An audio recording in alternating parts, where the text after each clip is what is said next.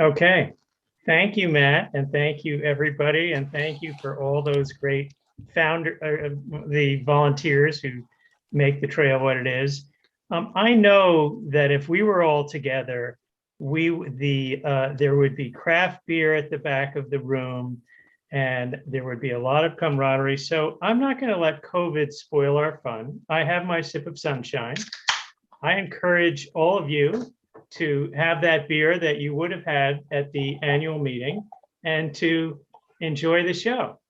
And the show is that we're bringing back the founders. So first I have to have a sip. And as they are all appearing on your screen, you see Paul Jarris, Ben Rose, and Steve Bushey. I'm going to share my screen for 1 second and just show you what they used to look like. Oh, I'll need permission to screen share here. All right, so I'll wait for that to happen. But meanwhile, let me start by telling you a story. On March 1st, 1984, three young men, Steve Bushey, Ben Rose, and Paul Jarris, pushed off from the Massachusetts border with the goal of skiing 300 miles, the length of Vermont. They called the route they were skiing the Catamount Trail. So I'd like to start with a quiz, a variation on why did the chicken cross the road? And this is, why did the skiers cross the state? A, because one of them wrote about it in a college paper and wanted to see if it would work. B, one of them was broke and thought that skiing across Vermont would be a good career move. C, two of them were biking cross country and became delusional while biking across the Badlands of South Dakota and came up with the idea. D, one of them thought it might impress women, especially the one he just left in Nepal to go ski across Vermont. And E, because they just registered an organization with the Vermont Secretary of State, the Catamount Trail Association, and they needed a clever marketing gimmick. So I'm going to give you all time to vote on your non-existent cards with hanging chads and tell you the answer is all of the above, with a lot of creative license taking. The founders may disagree with the fine points of the way I've characterized their motivations. I'm going to let you figure out from the stories that we're about to hear who was who. And lest you think that these young guys peaked early and went on to live and ski out of their cars, I want to reassure you by telling you a little bit about who they are and what they've done since. Ben Rose and Steve Bushey attended high school together at Champlain Valley Union in Heinsberg, where they did outdoor activities together. Ben went on to attend Yale and Steve attended UVM. Steve later got a master's in geography from Carleton University in Canada. His master's thesis was titled The Catamount Trail, an Introduction, Proposal, and Feasibility Review. Paul Jarris was a classmate and regular misadventure partner of Bushey's at UVM. When he skied the Catamount Trail, he was a fourth-year medical student at the University of Pennsylvania. So fast forward, Ben Rose went on to be the first executive director of the Catamount Trail Association for a pay of $75 a week. And I'm sure I would like to tell the board and reassure Matt that is not a model for the current ED. He was then elected state rep from Williston for 2 terms and then served as the executive director of the Green Mountain Club for 13 years, never telling them that he plagiarized the GMC's bylaws to use for the new organization called the Catamount Trail Association. For the last decade, Ben has been the master of disaster for the state of Vermont at the Department of Emergency Management. And I can't help but think that skiing the Catamount Trail was perfect preparation for that job. Steve Bushey and his wife, Angela, went on to found Map Adventures, which makes beautiful topographical maps throughout the Northeast and the country and now into Canada. And I can vouch for them, having just taken one of their pieces of art / maps to Acadia, and just they are really a joy to follow. Paul Jarris did not drop out of medical school as a result of skiing across Vermont. He did, in fact, become a doctor. And in the early 2000s, he served as Vermont's Commissioner of Health under Governor Jim Douglas. His responsibilities included overseeing the state's public health, mental health, and substance use disorder systems. And he also led the establishment of Vermont's first inpatient substance abuse treatment program for adolescent and women's care. He's also gone on to serve as executive director of the Association of State and Territorial Health Officials, which represents public health agencies throughout the US. And he was chief medical officer of the March of Dimes. So all that work patching blisters for Bushey and Rose while on the Catamount Trail really worked out well for Paul. So with that, I'm going to now bring you all in, the founders. Let me see if I can share my screen yet to give that photo. Oh, yes, I can. So I'm going to share a photo of these three gentlemen looking determined and serious and grim, skiing the Catamount Trail. This was in 1984. They tell me this was somewhere in Waitsfield. And I just, because we do need to put some current perspective on it, a few images of what the Catamount Trail has become. These are some shots of mine. This is at skiing the Bolton to Trap Trail. Also on the Bolton to Trap Trail. More Bolton to Trap. I'm kind of fond of the Bolton to Trap Trail. Anyway, this was just a day there. This is over in the Rasta Glades, over in Brandon Gap. Now the Ridgeline Outdoor Collective, I should say. This is skiing another one of Rock's, the Braintree Mountain Forest. Also Braintree. So the Catamount Trail has grown up to live many wonderful lives since the founders. And I'm going to stop my screen share and go back to all of us here. So, you know, as I understand the founding, basically Steve Bushey was the brains of the operation and Paul and Ben were the muscle.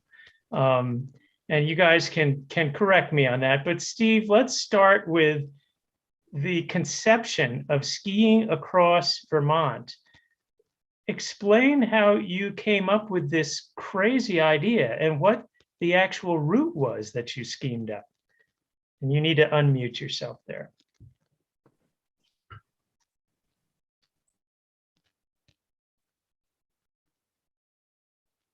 You're still muted there, Steve. And maybe all three of you can just unmute yourself. Thank you. I'll press this. There you go. Okay, there, you're all unmuted. You've been unmasked and unmuted. So, Steve, as the brains of the operation. No, wait a minute. I have to take contention with that statement. Ben and I really were excellent partners in strategizing how to pull this off.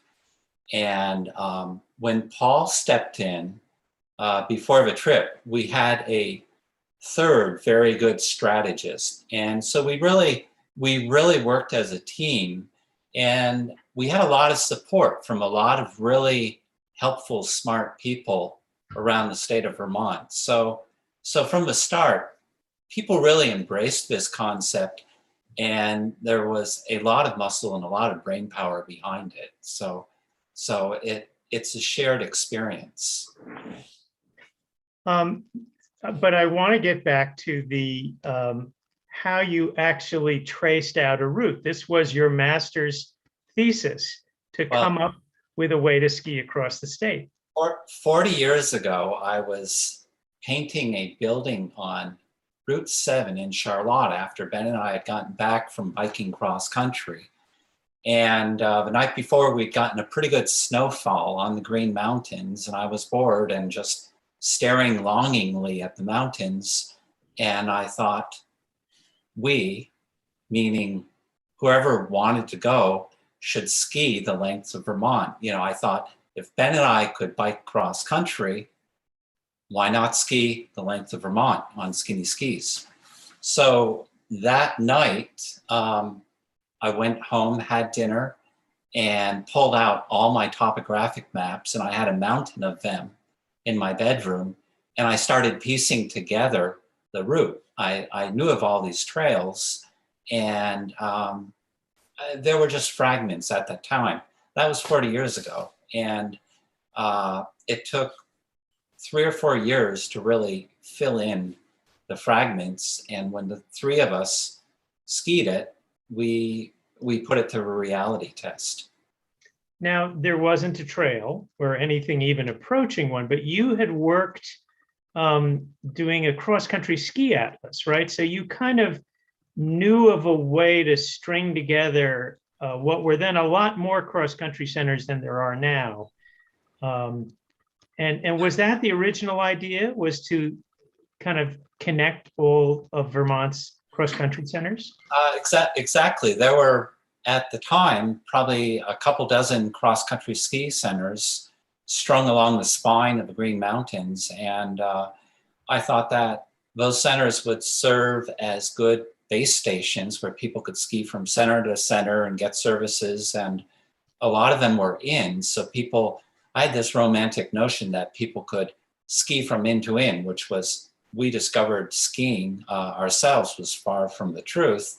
But maybe it's matured to that point now.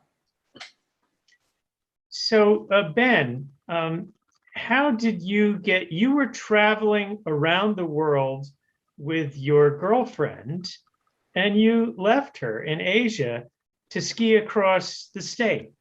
How do you really explain that to her? And hello, everybody. Hello, David, Paul, and Steve, and hello, everybody. Thank you to all the people who are on this call and who've been mentioned, and for working on the Catamount Trail. So it's funny because Steve started out by talking about all the people who were involved, and I was going to try to start out the same way, and I quickly sketched out a list of all the people who were absolutely integral to the start of the Catamount Trail. And I came up with a list of names that I want to rattle off if you'll indulge me. But the first name on the list is Lori Fisher, my then girlfriend, now wife. And Lori was a friend of Steve's at UVM, and I had taken a year off and was traveling around out west, and wrote a letter to Steve, which he showed to Lori because Lori was interested in taking a trip herself when she graduated. And then the summer I got home, 1980, Lori and I first set eyes on each other on July 3rd, 1980, on the Bushey's porch in Williston Village. And Lori did eventually take off for New Zealand, and then sold her round trip ticket and met all these travelers and decided she would go home on the hippie trail the long way, and wrote me a letter in the summer of 1982 as I was graduating from college, inviting me along. And so I asked my parents to buy me a one-way ticket to Sydney, and I joined Lori, and we spent a year and a half traveling overland, mostly through Asia. And the understanding from the get-go was that I had made a commitment to my friend Steve to ski the length of Vermont when he was ready for his proof of concept, as he went off to do his master's at Ottawa. I thought he was going to be ready in 1985, and he actually, when the letters would catch up with us at Poste Restante in various cities, we realized, okay, Steve is ready to go in the late winter of 1984. And at that point, Lori and I were in Nepal, and I was actually, frankly, tired. We had gotten dysentery in Indonesia, and I weighed about 136 pounds at one point. And I was ready to go home, and Lori was ready to keep going, and she kept traveling through India. And in January of 1984, I flew home and started trying to rebuild myself to be ready to ski end to end in a few months. well, I know you're now newly a grandfather, Ben, and I hope as you pass along relationship advice to your kids and grandchildren, leaving your girlfriend in Asia to go skiing is not one of the things that you recommend. But let's move on to Paul. When you put it that way, it's tough. But before we leave Lori Fisher, let me just say for the record that she actually drew the Catamount Trail paw print that's on the logo. Wow. Yeah. Okay, good. We're getting attributions for all these things. So Paul, here you are in medical school, 4th year. So the end is near, and you kind of take a hard right turn and go skiing in Vermont. Explain. And I don't mean to sound like your parents, but that may have been something they said as well. Well, it actually took a lot of strategy because time off was very hard, or if not impossible to get. So, but I knew that the dean really didn't like people taking a year off because it messed up, the admissions and all that. And so I figured that was my strategy. So I went into the dean and said, I want a year off. And from that point, because she didn't want that to happen, I was able to negotiate actually several months off because I was on a canoe trip that did the first descent of the Delay River in Canada. That was a couple months. And then I went up to Alaska and worked with it in the Yukon-Kuskokwim Delta with the Yupik people. And I was up there right before the trip occurred. And so I came back for the trip, and I think Steve and Ben were a little pissed at me for having missed some of the work, which they got the revenge for, and I can show you that. This is actually volume 1, number 1 of the Catamount Trail news, which I guess I can't get this on there to see, but if you look at it, there's actually There's got a copy too. I happen to have it right here, Paul. Yep, if you look at the paw print there, that's the first one that actually I drew. And the reason I know that is because it had 3 toes. And Jim McCullough from the Catamount Family Center wrote our first letter asking us why we had a 3-toed tree sloth on the cover of the first edition. But there was payback, and Ben, if you'll show the last page of that thing. Oh, yeah. Which, so we had gotten equipment from all these equipment manufacturers down a little bit, and they were really beautiful. Like we thought we had died and gone to heaven. Got 2 pairs of skis and poles and boots. You got to go down a little, Ben. Want to show? No, the other way. Yeah, the other down. Thanks. So as a revenge, Ben put this quote in there, which he made up for me, saying that we're on the trail all day. It's great to feel so warm, cozy, and snazzy. Which, needless to say, were not my words, but so anyway, they were revenge. The other thing I thought I would show you, because I went through my files before the meeting today, is, and maybe you can see that from there, but I know what I'll do. This is the brainstorming sheet that Steve Bushey and I used to come up with the name Catamount Trail. I'm sorry, I can't get it, but one night, there we go. One night we were in Vermont, and this is the back of one of Steve's letter asking Ben and I each for $300 or $100 each. But you would be very happy that we didn't pick the majority of these names. And most of the bad ideas were Steve's, like the Wampaloofus Trail. That would really be a good one, right? Greg, you would enjoy that. Anyway, I don't know, until we finally got to the Catamount Nordic Ski Trail, which we decided was a good idea.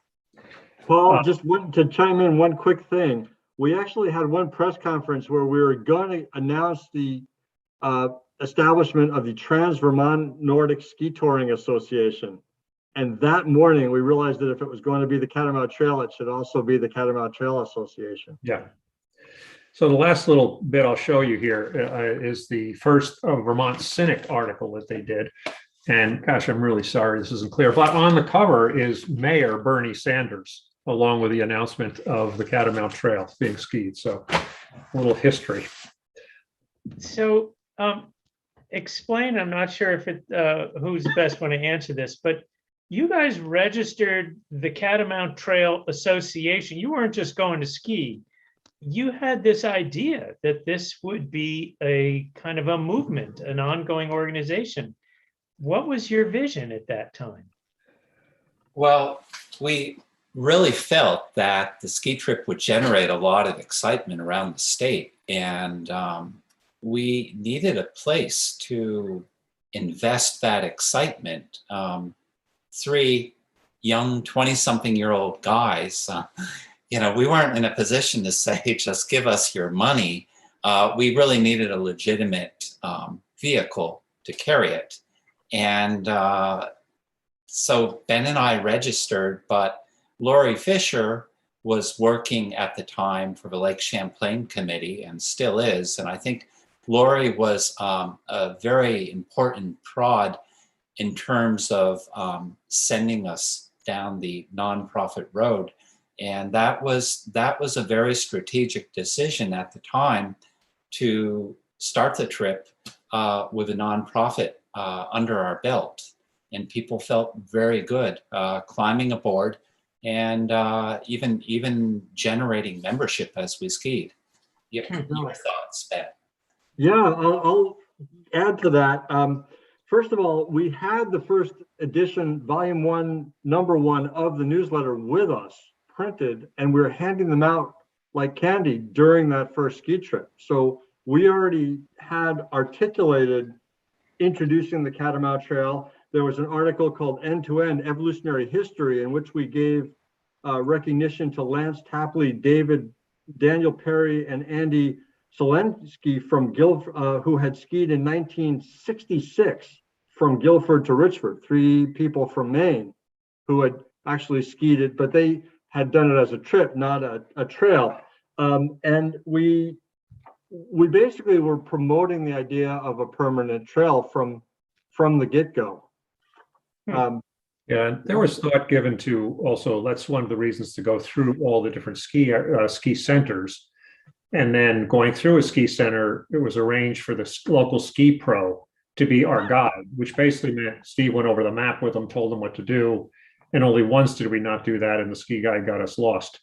But we also arranged to have, quote, press conferences at this lodges at night, which turned out to be exhausting because we were shuttling 2 cars back, shuttling 2 cars back and forth. And all we wanted to do at night was to take a shower and go to sleep.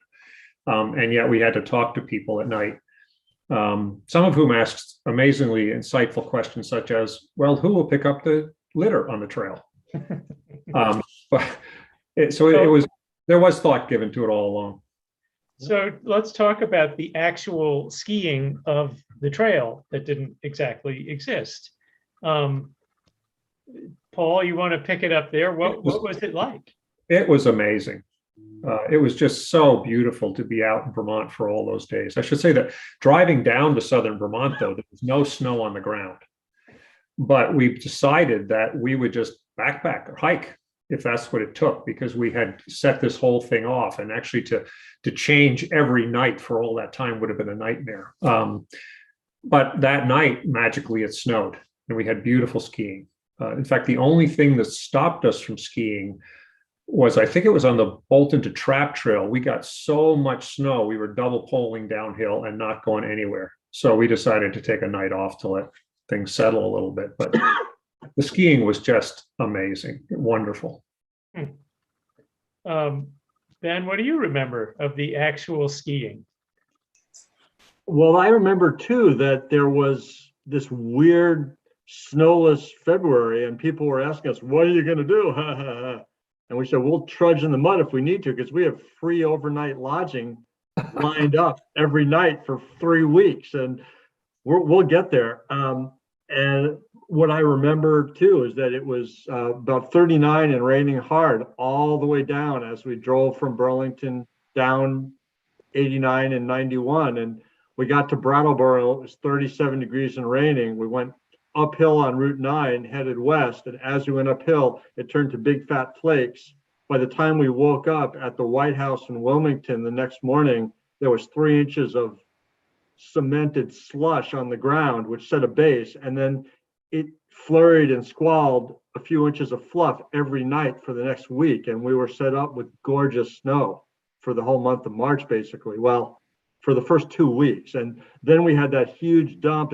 What I remember, Paul, is that we very nearly froze to death on the Bolton to Trap Trail. It was 5 below zero when we were up there, and we were exhausted, and we had to make it to Trap Family Lodge, and we got there pretty much exhausted, and then there was that huge 18-inch dump, and we just decided to wait a day rather than slogging up through Smuggler's Notch.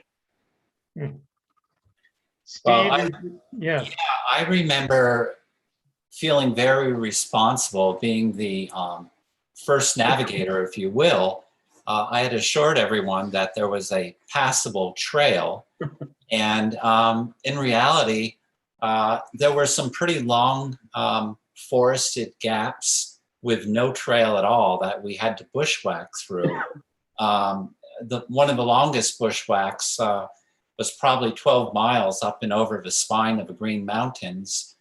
And we took an erroneous compass bearing and ended up at the end of a run, probably 4 miles off, and totally lost.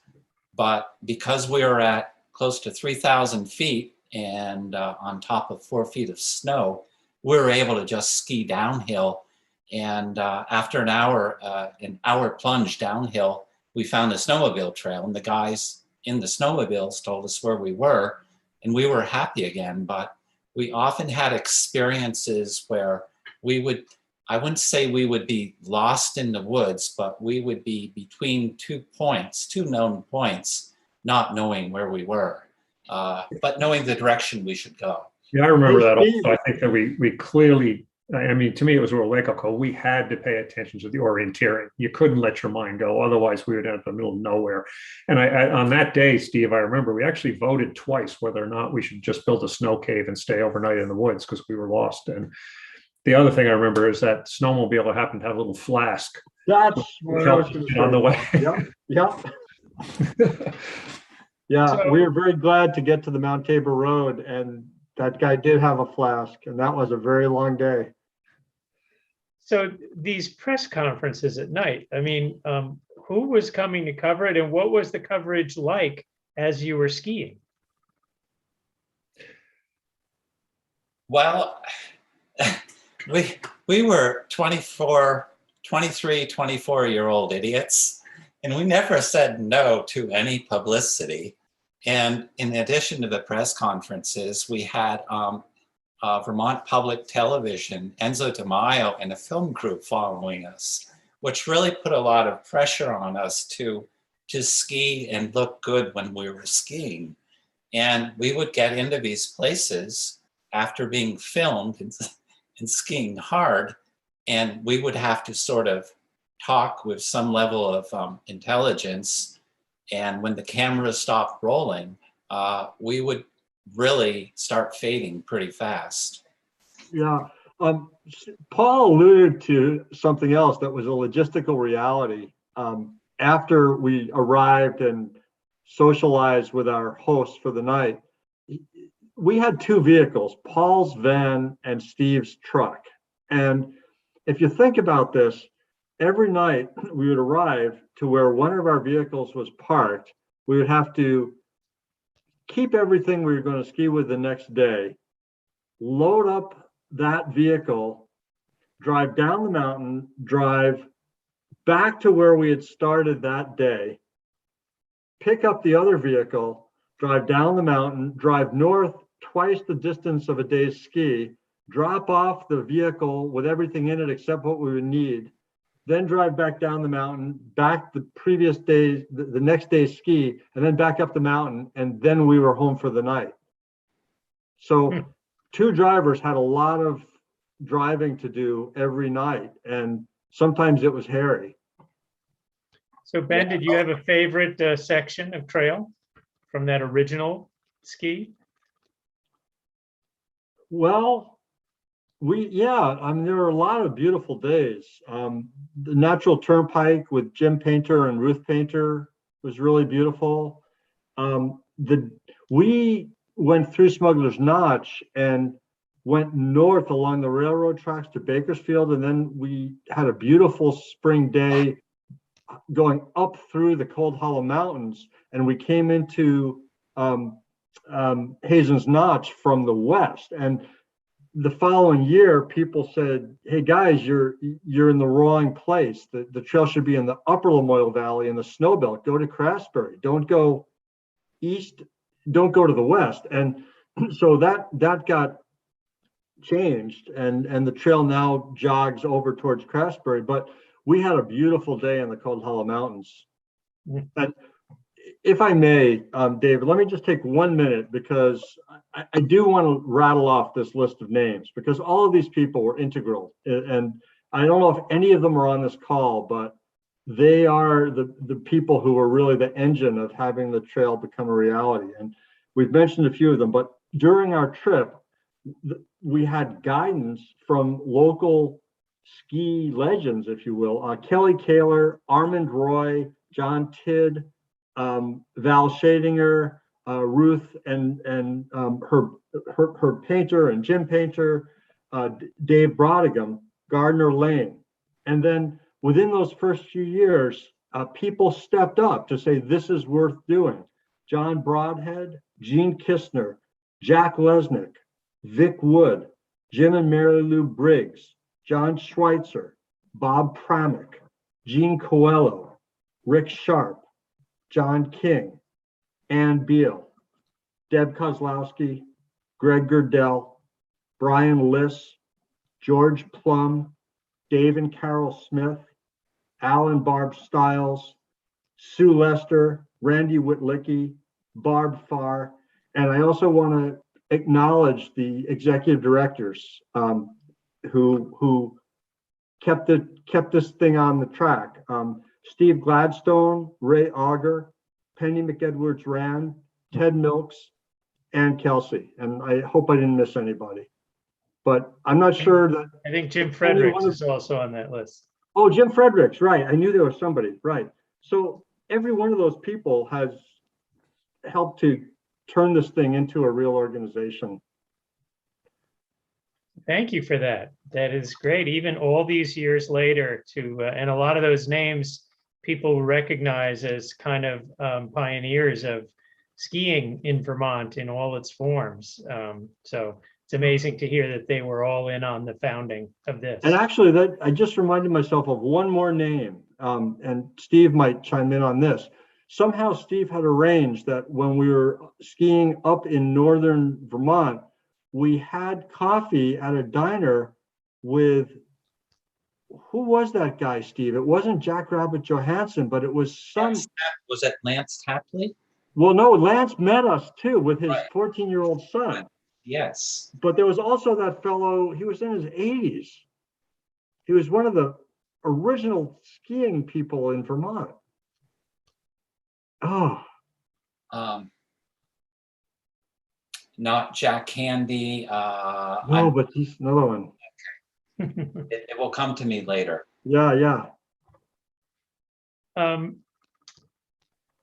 wonder if you could talk about the Catamount Trail today, as you've seen it evolve, and now evolving and becoming the umbrella for all these, community-supported backcountry groups like Ridgeline Outdoor, formerly Rasta, the NEK Backcountry Coalition, Dash, Southern Vermont Trails Association.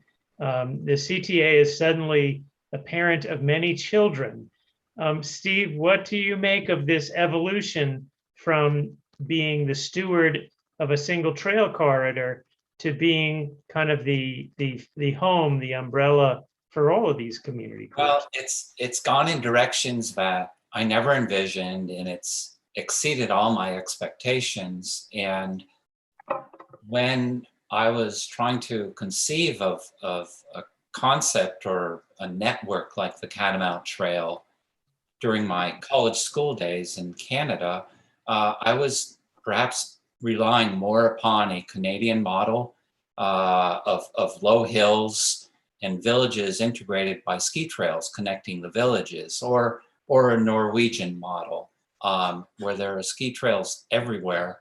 And missing from the whole concept were the 4,000-foot ridges in Vermont that had bountiful snowfalls late into the season, and the idea that you could just ski up, you could ski up and ski down. And that's one thing I never really thought about.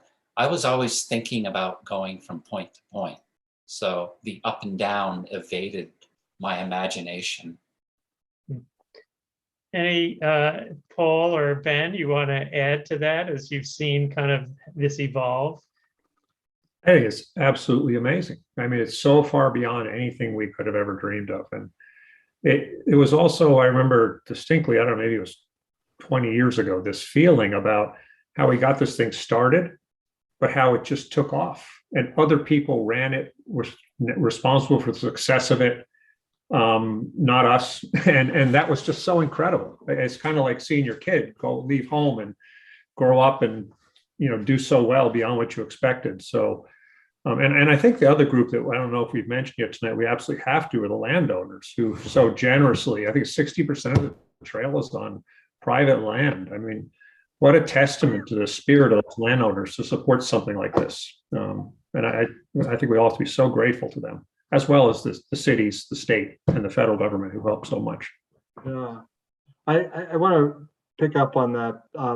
Paul's expressing something that I feel too, and I want to talk about it a little more. And as we're talking, I'm thinking about all these other people we need to acknowledge and thank. I mean, Howard Dean was one of the first landowners to give the Catamount Trail an easement. I'm thinking of some of our early donors. The early donors were responding to articles. Every time there was an article about the Catamount Trail, people would send us checks. And David, you were one of the writers. Bill McKibben wrote an article about it. So there was a very symbiotic relationship with the skiing press, if you will. And that's how people found out about it. The thing that Paul said that really resonates with me is that I think that being involved with the inception of this idea and watching it take off has made me an optimist for life. It was such an affirming experience to see the power of an idea and the nonprofit model at work, and people taking the idea and running with it beyond our energy or know-how.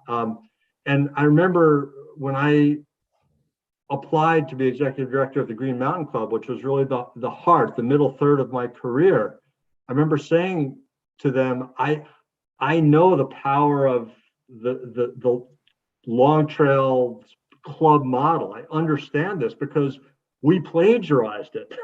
And it's, part of the story that we should tell, Steve, is Steve actually went to a board meeting of the Green Mountain Club before we even skied and said, hey, with the Green Mountain, I wasn't there, but my understanding, Steve, is that you asked if the Green Mountain Club wanted to take on this project, and the old wise men of the Green Mountain Club said, oh no, we've got our hands full with the Long Trail. We wish you young fellers luck, go do good work. And we were momentarily crushed. And then we realized we could just take our typewriter and replicate the bylaws and do it all over again.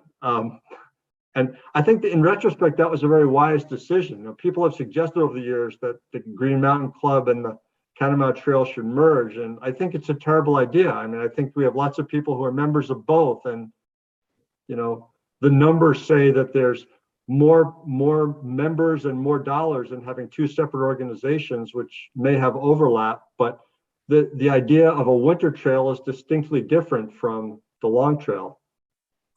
And one of the things that was part of the big idea for me from the beginning was that the Long Trail already existed, and that by having a Catamount Trail that would wind in and around it, we were essentially defining a recreational green belt or a wild corridor with muscle-powered recreation that was bigger than just one trail.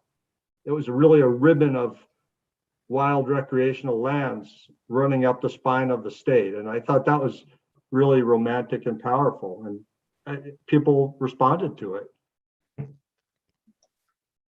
Paul, I wonder, I'd like to ask each of you to sort of talk about how that fateful crossing of the state sort of influenced your life, what you did since.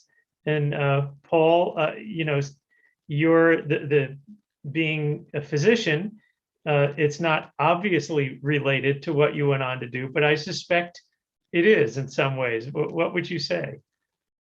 I think there's a really, for me, important lesson in it that I reused over and over in my life. And that is, if you have a good idea and the energy, you don't have to know how to really accomplish it. You don't have to sit down and know from beginning to end what's going to happen. You have faith that along the way, you'll figure it out and that the idea will carry you through. And I think I just used that in my last career move, where we began this program to support health agencies during COVID, based on, we had a concept, but I had no idea how to build software and all that stuff. We got a team together, we did it, and it was like serving 40 million Americans by the time I left and turned it over. But just that it's so easy to kill an idea by saying, well, you haven't figured this out, you haven't figured that out. It doesn't matter. You'll figure it out. Just get the idea and go for it. That life tends to work out. And I think that to me was such an important lesson here. That's great. I love that. What about you, Steve? I think one thing that I took away from it is the strength in community and the value of building long-term partnerships. And I don't think we could have ever skied it if Ben, Paul, and I had not done so many things that we're trying and testing before, where we were successful and we had some pretty interesting failures. One of them on the slopes of Mount Katahdin, where our tents basically got washed away in January, and we survived, but it wasn't a highlight of our winter career, but we got through it.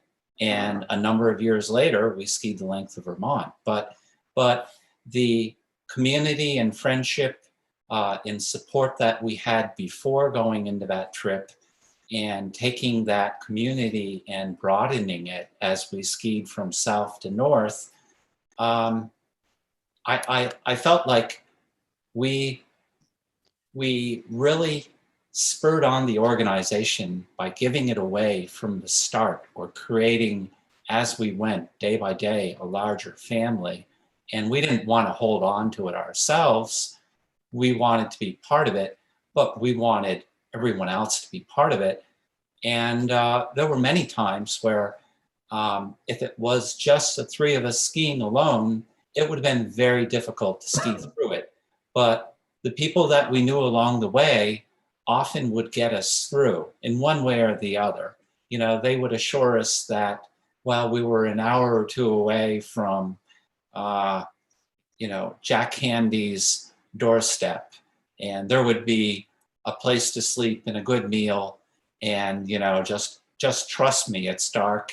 It'll be dark in another hour, and I know the trail. Just follow me. So that experience with others really pulled us through. And I think we all live by that code of community. You said something to me in an earlier interview, Steve, that I thought was very poignant. You said, I don't need people to remember my name, that it was Steve, Ben, and Paul who skied the Catamount Trail, because I don't want it to be, some cult of personality or the charismatic leader who can never be replaced. You wanted the focus to be on the trail. And of course, as we see here tonight, we're not willing to let the three of you vanish into obscurity, but I just thought that was a very kind of poignant point that you made then. Well, one of the wise men that we knew, Jack Lesnick, there was a moment a couple years after the formation of the Catamount Trail Association, and I think there were many moments in the first 5 or 6 or 7 years where we felt things were going good, but they weren't going fast enough, and we had other draws on our time. And Jack was probably 50 years older than us, and certainly a wise man from Barnett, Vermont, and he just reassured us. I think, Ben, you were with me at the time. Jack said, from acorns grow great oaks. And he left it at that. And we planted an acorn, and I see a great oak now. And this oak will live, red oaks live centuries. And so I'm very proud of this. I'm proud that we can all see the oak and enjoy what it has to offer. Beautiful thought. I also want to tell our viewers that if you have questions, please enter them in the Q&A part on,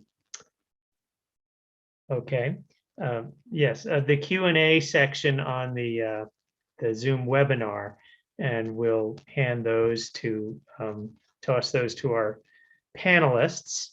Ben, I'm curious, you've spent a lot of your professional career in the last decade looking at the impacts of climate change and resilience. What is the future of the Catamount Trail in the era of climate change? Wow, thank you for that question, David. I was trying to think about how to work our way to that topic. I think from very early on, we were aware that the greatest existential threat to the future viability of the Catamount Trail was climate change. And much as I like to think of it as an oak that will live hundreds of years, based on the client science, I'm not convinced that skiing end-to-end Vermont is going to be viable in 100 years. Yeah, we'll keep it going as long as we can, but one of the symbolic, powerful values of the Catamount Trail is as a canary in a coal mine. Well, and I think, Steve, you've made this point to me that the evolution of the trail into these backcountry groups is essentially taking the trail to higher and higher elevations, which is particularly appropriate in this climate changing era. I think that's critical. And, in the beginning of the meeting, some of this equipment and the trail work that's being done in the woods, the trail can be moved to higher elevations. And I think it's critical that the trail keep moving up the slopes, the eastern slopes of Green Mountains, where there will probably be good snow load for, I suspect, many decades. When we skied it in 1984, the original route went through Smuggler's Notch and northwestward up through Bakersfield at an elevation about 400 feet. And we found out in middle of March, or March 20th or 21st, that we were on the wrong side of mountains. It was too warm.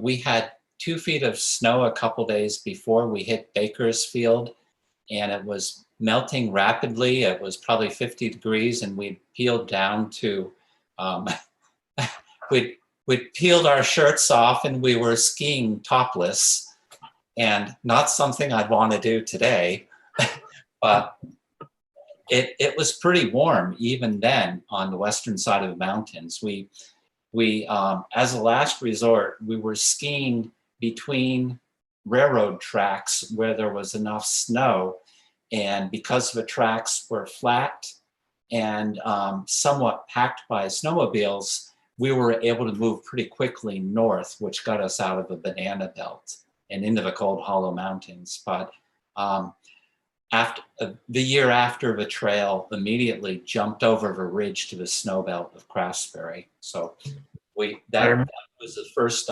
climate change reroute. I remember with our ski, we had the Kodiak multi-grades, which were really, loved those skis. We had no metal edges or anything. But that ski could adapt to almost anything. So we found on that warm day that the only place you could glide was on the side of the road where the snow had been salted. And so that's where we were skiing. Anything else clumped your skis. That was a question, which was about your equipment. Of course, the favorite thing of skiers to talk about while they ski. So it was were those a partial metal edge ski? No, just metal edges. We But did fine without him. it should be said that during the month before the trip, Steve and I had hit up a lot of different folks for freebies, and it was sort of like a little Himalayan expedition in the backyard. And we had skis, Karhu skis, courtesy of the ski rack, and we had Solomon boots and bindings. We had these snazzy little zoot suits, which we had never had Lycra suits before, and we got those from the ski rack. And we had Gordini super gloves, which saved us up on the really cold Track Friendly Lodge day. So those sponsors really came through and equipped us. None of us had sophisticated backcountry equipment before a month before the trip. I think I was still using wooden skis before we got those, and which I loved. Yeah. All right, so we have a question here from Jess Alexand. Did any of the old CCC trails play a role in the routing? And they write, I skied north of the Waterbury Reservoir in 1977 and came across old CCC ski trail signs in the woods. There were some CCC trail segments up and down the state that we skied over. And I dearly love the CCC and all the great work that they did. I think the segments correlated with the state parks and forest and the camps, the CCC camps. But we skied it 50 years after the CCC did their great deeds. Mm-hmm. Well, I know that in the course of organizing this, you guys are still very active.